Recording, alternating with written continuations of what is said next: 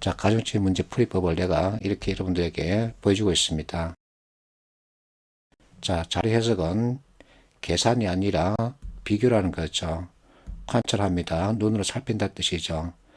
이와 같은 데이터 서로 비교해서 어떤 해석을 할 것이냐. 이것이 통계표를 보는 눈입니다.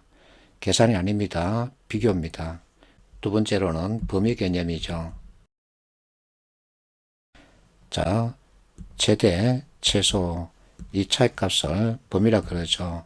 그래서 범위가 작으면 어쨌든 합이 클 확률이 높습니다.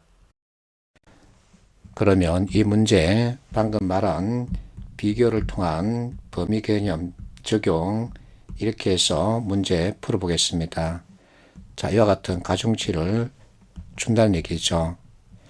자, 첫 번째 각 항목 최대값을 찾아서는 표시를 하는 겁니다. 이렇게 표시하고 나서 이제 범위값을 보는 거죠. A 15죠.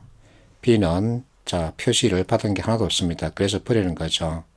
C 범위값을 찾으면 12죠. D 역시 버리고 E 보면 범위가 20입니다. 자, 범위값이 가장 적은 것은 C죠.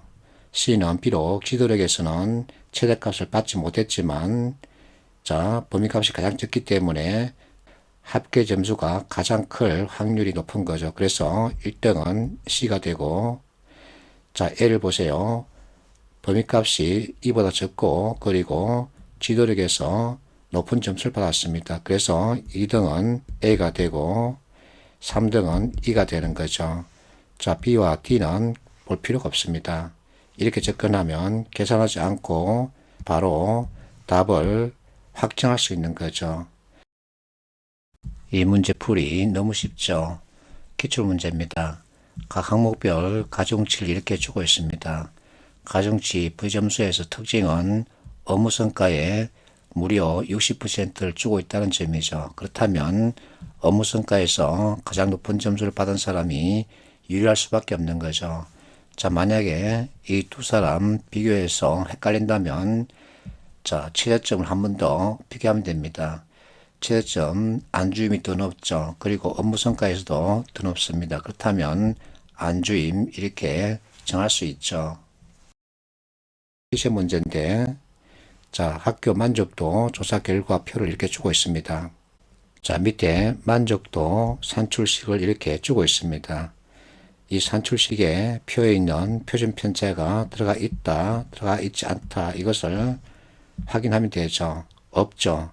결국은 평균만 가지고 판단하겠다는 얘기입니다. 그래서 자, 가중치를 가장 높게 두고 있는 항목에서 가장 큰 점수를 받은 학교를 찾으면 그 놈이 답이 되는 거죠. 가죠. 이제는 학교별로 범위 개념을 적용해서 실제 그 값을 찾아보는 겁니다. 각 학교 최대값, 최소값 체크하고 나 역시 최대, 최소 다 자, 최대, 최소 라 최대, 최소 마 최대, 최소 이렇게 체크하고 나서 보면 각 학교가 범위값이 가장 적은 것을 알 수 있죠. 그래서 답을 각 학교로 확정할 수 있는 거죠. 3인공이 공개한 문제죠.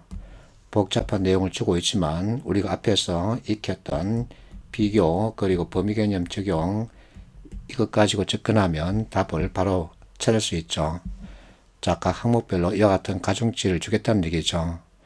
자, 그러면 각 항목별로 최대값 찾아서는 표시를 하는 거죠.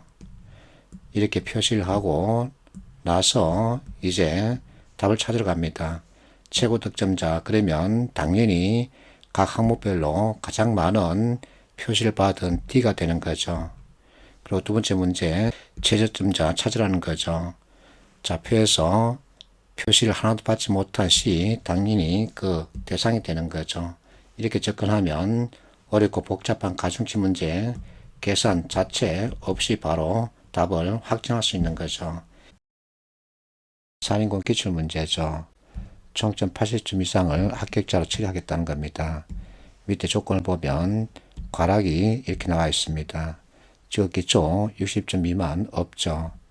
의사소통 50점 미만 잡혔습니다. 문제해결 능력 45점 미만 잡혔죠. A와 D를 버리고 B, C, E 대상으로 찾으면 되겠죠. 그런데 선택지 구성을 보면 짝으로 엮여져 있습니다. 그래서 80점 이상 이 조건은 무시해도 되죠.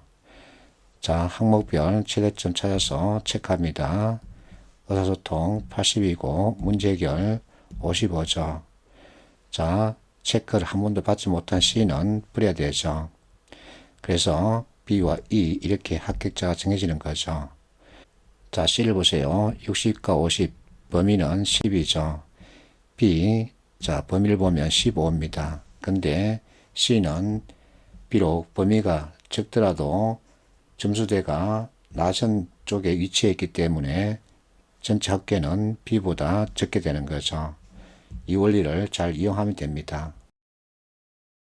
예시 문제입니다.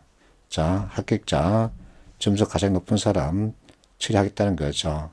그리고 가락이 있습니다. 그러면 가락을 먼저 찾는 거죠. 버리고 A, B, D 대상으로 비교하는 거죠. 독창성 10점, 실용성 9점, 경제성 9점, 그리고 적시성 9점이죠.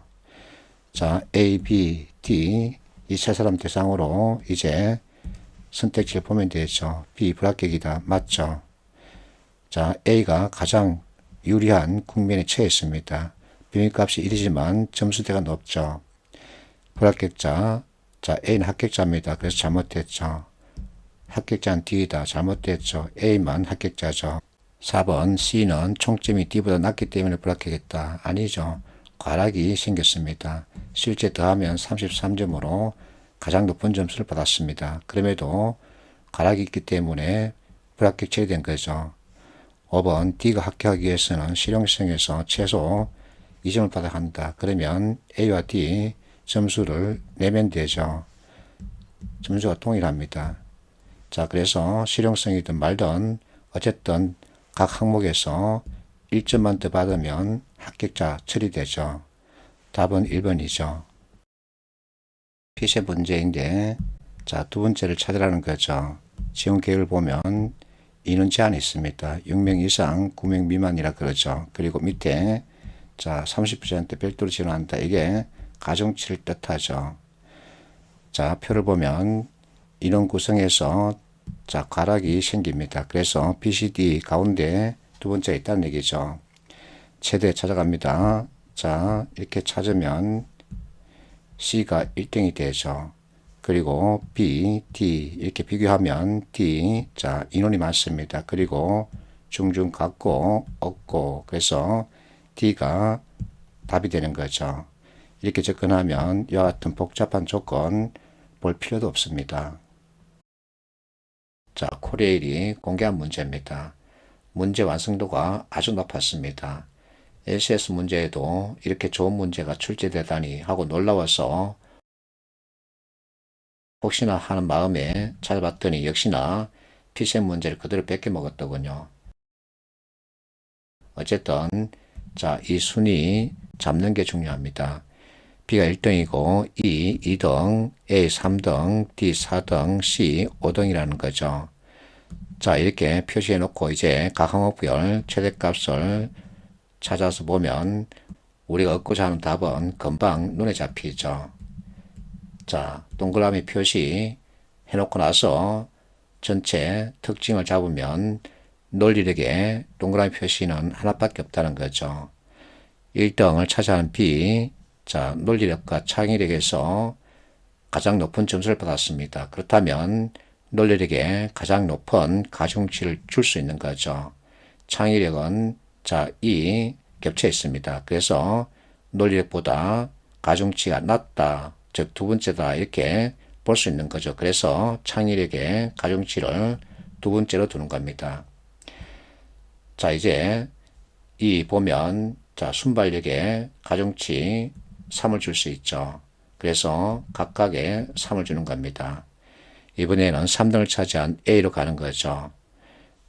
그래서 이해력에 네 번째 가중치를 줄 수 있고 남은 표현력에 다섯 번째 가중치를 줄 수 있죠. 이렇게 가중치에 대한 판단을 하고 난 다음에 선택지 보면 되죠. 1번 논리력, 순발력 서로 비교하라 그러죠. 논리력이 가중치 더 높습니다. 맞습니다. 5번 보세요. 표현력, 순발력이죠. 서로 비교하라 그럽니다. 순발력은 세 번째이고 표현력은 다섯 번째입니다. 근데 표현력이 더 높다. 그러면 안 되죠. 그래서 답은 5번이죠. 파팅하십시오.